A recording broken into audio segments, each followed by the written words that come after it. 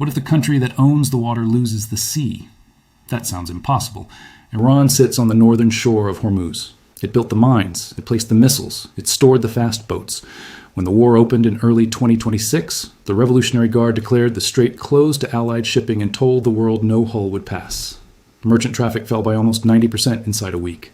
Hundreds of tankers froze in place. By every old rule of naval warfare, the gate was latched. Then, on a single July night, a 1,000-foot supertanker slipped through that gate with every light off. Its radio silent, its beacon dark.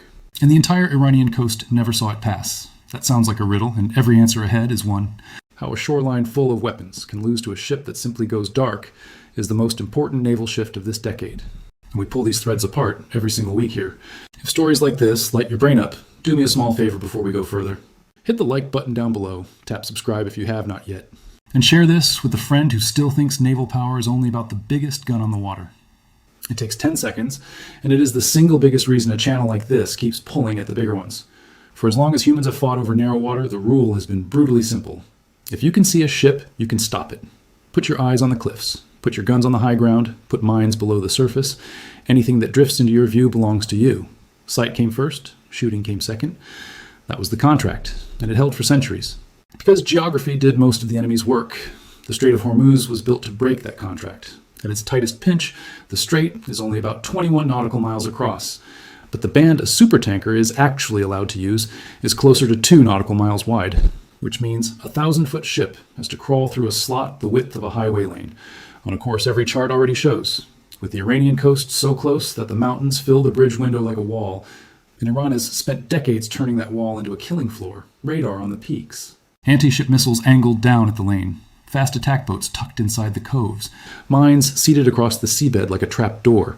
Any ship that enters is already spotted, already measured, already inside the firing envelope before it rounds the first bend. Whoever owns that coast owns the throat of every hull inside the lane, and those mountains do not just loom, they also funnel. The Strait of Hormuz is the only sea passage wide enough to carry roughly a fifth of every barrel of oil the world burns each day. Close the gate, and the price at an American gas pump reacts before the hour is over. Close it for a week, and the price stops looking like a price and starts looking like a verdict. Which is why, when the Revolutionary Guard declared the lane closed in 2026, the response was global, not regional. Markets opened lower. Insurance underwriters pulled war risk premiums inside a single trading day. Crews from Manila, Chennai, and Odessa began calculating how many days of food they still had on board. In early 2026, after the war with the United States and Israel broke open, Iran reached for that throat. The Revolutionary Guard declared the strait closed to American and Allied shipping. The water was seeded with mines. Anything that tried to run the gap was fired on. Merchant transits fell by roughly 90% inside a week. Hundreds of ships and their crews were caught inside the Gulf with no safe port to flee toward. Washington first answered in the oldest way. Warships riding next to merchant hulls in plain daylight. Flags out. Radio's hot. The mission even had a flag-waving name. It barely lasted a day. The politics were ugly, but the geometry was uglier. A convoy that announces itself hands the enemy a free firing solution. You no longer have to find a ship. The ship is pointing at where it sits. Once, during the tanker war of 1987, a visible escort was a visible warning. The threat alone held the Iranian gunboats at arm's length. That trick does not survive the modern arsenal. A missile does not flinch at a flag. A drone does not care how bright your deck lights are. A patrol boat steered by a remote feed does not back off because your frigate is in front of it. Announcing yourself does not deter the modern enemy. It aims him, so the fleet stopped announcing. The transit that finally worked ran on the opposite instinct. Every lamp out, every signal killed, a doctrine turned 180 degrees. The same contract the United States Navy had written centuries ago was now being used against the fleet that wrote it. The fleet quietly stopped honoring it. The cost of being wrong about that pivot was a price that does not come back. A single missile strike on a supertanker releases hundreds of thousands of barrels of crude into a channel the rest of the world has no replacement for. The pollution does not stop. The insurance does not pay out. The hulls do not get rebuilt. So the order that night was not to think about courage. The order was to think about what silence would cost and what the noise would cost, and to pick the smaller bill. The mines are a real problem. They were answered with real work. And we will come back to that because the Navy's mine hunters spent weeks grinding away in that water to pry open any lane at all. But clearing a path through the mines only gets a ship to the starting line. It does not decide the race. What decides the race is a small mistake buried inside a single word. And that word has been ruling naval strategy since its sale. That word is control. We have always assumed that owning the water is the same as seeing what crosses it. It is not. A strait does not belong to whoever holds the sea beneath it. A strait belongs to whoever holds the view across it. The water is still Iranian. The coast has not moved an inch, but the view is the one piece physics let the Navy rotate. So that is exactly what the operation rotated. Not the water. The view. It did it 3 ways, each one stripping a different kind of sight from the Iranian shore. What follows is the playbook, in the order the Navy actually used it. Take the ship itself. Strip it down to nothing but hull, then take the coast itself, strip its sensors blind, then take the tile they all report into. Drop a hammer on it without risking a single pilot. Start with the tanker. Because the first move is to erase it from every wavelength a human on the coast can read. Picture a lighthouse. Its only job is to be seen. The whole tower was built around that idea. Now picture someone ordering that lighthouse to go black. Every lamp out, every window sealed, the radio room dead. Then tell it to thread a reef at night from memory. That is roughly the order the tanker was given. The lighthouse was 1,000 feet of loaded steel. The reef was a shipping channel, 2 nautical miles wide with mines somewhere inside it. Set that lighthouse at the edge of a coastline that wants to kill it, commanded by crews sleeping in bunks 200 feet below the bridge. The captain of the tanker that night was not an American sailor. He was a merchant mariner, one of the thousands who move the world's oil and never make the front page. He had no carrier overhead him. He had no stealth jet above him. He had maybe 30 other tankers in the same convoy, some of them carrying husbands in Lagos and wives in Rotterdam, all of them betting their whole on the same pitch-black gamble. So the ship got underway around 1 in the morning, when the human eye and cheap night vision are at their weakest. Every external light stayed off for the entire 6 to 7 hour run. The automatic identification system, the beacon that shouts a ship's name, heading, and position, was switched off. The tanker vanished from every public ship tracking map in the world. The radio went quiet, so any signal hunting station ashore could not pin a transmission to a hull. And this is the trade at the heart of the whole gambit. The ship stripped away signals that kept it safe. The running lights regulations demand, from the beacon that protects it from collisions, the radio that answers a distress call. In exchange, it bought back the only thing that mattered. It stopped being a target anyone could find. The tanker whispered its position instead to the Fifth Fleet. Every 30 minutes, on an encrypted channel, then went dark again between check-ins. But even a casual engineer can spot the leak in that defense in 5 seconds. Going dark beats the human eye on the cliff. Going dark beats the night vision scope. Going dark beats the radio intercept station trying to lock a transmission to a hull. What it does not beat is radar. A supertanker is one of the largest radar reflectors humanity has ever built. You can cut every lamp on that hull, and it will still light up a coastal radar screen like a match. Blacking out the ship was never going to be enough on its own. It handled the eyes that see light and hear signals. It did nothing about the eyes that see in radio waves. And those are the eyes that belong to the coast. Now take 10 seconds and do this with me. If you have stayed with me this far, you already understand the key play. The first move was to remove the tanker's signal to win by removing information. If that lands with you, hit the like button, because every week we pull apart these assumptions. The like is what tells the algorithm this kind of discovery is worth the next 100 million views. The second move was to take the eyes away from the other side entirely. The tool was a pair of nuclear-powered airfields sitting off the coast and flying missions around the clock. The Abraham Lincoln and the George H.W. Bush ran flight operations day and night for the entire fight, one of them holding station offshore for months on end to keep the airshow going. Between them, the carriers kept stealth fighters, early warning radar planes, and electronic warfare jets in the air. The exact roster is not the point. The point is that every aircraft is built to do its job. When no one on the surface can see the ship beneath it, watch what darkness means to each side. A pilot coming home to a carrier in total darkness cannot see the ship he is landing on. He does not have to. The radar reaches out and finds him miles away. An encrypted landing system steers him down to a moving deck. He never lays eyes on it until his tail hook catches the wire. His eyes were replaced by instruments that do not care whether the sun is up. The darkness is not an obstacle to him. The darkness is the room he works in. Put the watch on the Iranian shore into that same dark. And the entire war shows up inside the gap. He has his own eyes and whatever radar survived. A picture that is human, intermittent, and forever being knocked offline. The pilot traded his eyes for an instrument panel. The coast has only the eyes it was born with, and those do not reach across a blacked-out sea. That difference is the entire campaign, and because a carrier can see in the dark, it can take the enemy's sight away with it. When Iran fired on ships running the southern route, the answer came fast and heavy.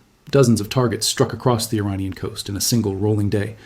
Radar installations and missile batteries, fast attack boats destroyed on their own piers. Every time Iran raised a fresh radar mast, it came down, often before it could complete a single sweep. Overhead, Growler jamming aircraft smeared coastal defenses. This was not a fight for the geographic lane. This was a fight for the right to look across it. There's a particular silence inside a strike cell during a long fight of executed and replanned runs. The Iranian officer, running the radar screens, knew the radar had a shelf life. He knew colleagues 2 valleys over had been hit the night before. If he raised the antenna, his ceiling might fall. And he raised it anyway, because the alternative was to explain to his commander why he had not. The chain worked both ways. The radar was always working against the men who dared to switch it on. But a carrier can only reach what its planes can reach. Harbors are tucked deep inside defended areas. That is the puzzle the July 12th strike solved. Sending a piloted jet puts a human life inside fire. A drone with no one aboard changes the arithmetic. It is cheap and expendable. On the 12th of July, 3 boats with no crew aboard crossed the last stretch of water to Bandar Abbas. They did not slow down. No sailor at the helm. They ran straight into a docked Iranian submarine. It blew apart, along with whatever was moored beside it. The first time the Navy sent unmanned vessels to attack. A few hours later, a 1,000-foot supertanker slipped its mooring with every light killed and transponder silent, and walked straight out of the Strait of Hormuz, the most watched sea on Earth, without a shot. It did not make that run alone. 2 American carriers were working the dark over the horizon. Those 2 things are the same story. Crewless boats broke the kill chain that hunts tankers. The tanker behind them left through the gap they opened. One machine spent itself, the other vanished. Iran still owns that coast. It still owns the mines, the missiles, the boats. Yet Central Command could say openly that Iran does not control the strait, and be right. Because the Navy took away the one thing every weapon on that coast depends on, the ability to see. That is the claim this video is here to test. How a country owns a lane but not the right to close it. Which brings us to the geography that decides who wins that fight in the first place. Because the right to see is about who stands where. Physics of a coastline decides who sees whom. There are 2 routes through Hormuz, a northern corridor under Tehran's guns and a southern corridor. The southern route is 12 miles wide against the Omani shore. It is the one stretch outside direct reach. It is harder to mine, harder to flood with fast attack boats. But it was never truly safe. Iran still reached across that line and struck ships on the southern route to turn them back. The Oman side lowers the odds against you. It does not zero them. And running the cliffs does more. The land itself eats the radar. A tanker tucked against the rock vanishes into the terrain behind it. A coastal radar trying to pick it out is fighting its own reflections. Hard to mine is not clear. Iran had seeded that water, and the mines had to come out before any loaded tanker could run. Unglamorous work by mine hunters out of Bahrain, pushing unmanned boats and helicopters ahead to kill mines. Once the lane was open, the fight moved back to the question of who can see across it. A radar on the shore can only see as far as its horizon. Terrain in the way steals even that. Put the sensor high in an E-2 Hawkeye at 50,000 feet. A machine that only watches. And you push that horizon out for hundreds of miles to look down onto hidden targets shore radar misses. You hand that picture to a destroyer's missiles, so the warship never has to switch on its own radar. High ground has always owned the view. The Navy simply moved its high ground into the sky. Iran understood what was being taken and fought back with false satellite signals and spoofing. Ships watched their position leap across navigation charts. In a narrow channel, this is a waiting collision. So crews were forced backward in time to shut off digital navigation they no longer trusted. They went back to oldest tools. Magnetic compass, dead reckoning by hand, pencil on a paper chart. The satellite age folded into an age of rulers because the view was under attack from both directions. So the southern corridor and sensors in the sky were about who gets to see what at every range. See far from above, deny the enemy his picture below, slip the ship through the blind spot. A multinational fleet did not fight a war by aiming bigger weapons, but by removing sight. From people on cliffs, from radars on peaks, from digital charts on every bridge and satellite feeds. Controlling a narrows was never about owning the water. It is about the detection to firing gap. Shrink that gap to 0 and you rule. Stretch it toward infinity and you own nothing. A weapon that cannot find its target is a guess fired into probable emptiness. The unmanned strike at Bandar Abbas shortened Iran's reach by a few more miles of coast. The mines and missiles still exist, but they were cut off from the one thing that made them lethal. A blockade that cannot see well enough to aim is barely a blockade. It is a coast too dark to point at. The tanker going dark was the United States taking the strait back in silence, and the dark. Every darkened hole that slips through is a sovereignty claim proving the blockade does not exist. Washington once believed visible courage bought deterrence. It bought a firing solution instead. The dark transit inverted everything. The fleet showed bravery by never being where they could be seen. The decision for bridge teams was about trust. To run as a silhouette removes every safety net. The crews traded safety nets for survival because the alternative was to wait until fuel and food ran out. They won that bet, night after night, and they changed the rule book forever. The next war will assume a hull trying to be visible is a hull trying to die. Officers will be trained on lessons learned in the dark on a magnetic compass with no lights. The coastline still wears every weapon it wore a year ago: radar masts, missile batteries, patrol boats. What was removed is the one thing the modern coast needed in order to use any of them. Control was never about who owned the sea, it was about who could see across it. One narrow corridor, one dark hull. The whole equation rewritten in silence. A blockade is just a machine for seeing, and any machine can be taken apart. The next time a headline tells you a sea lane is closed, you will know which question to ask. Not who holds the water, who holds the view above it.